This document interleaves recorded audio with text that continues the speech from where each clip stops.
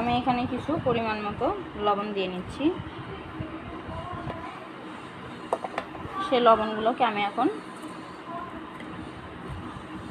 মরিচ দিয়ে চটকে নিব।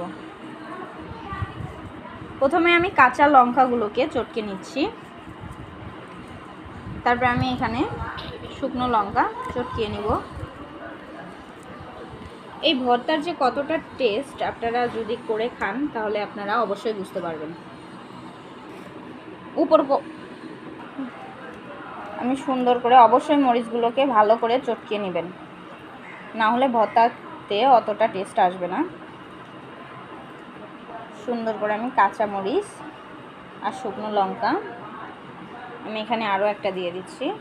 যারা যেরকম ঝাল খান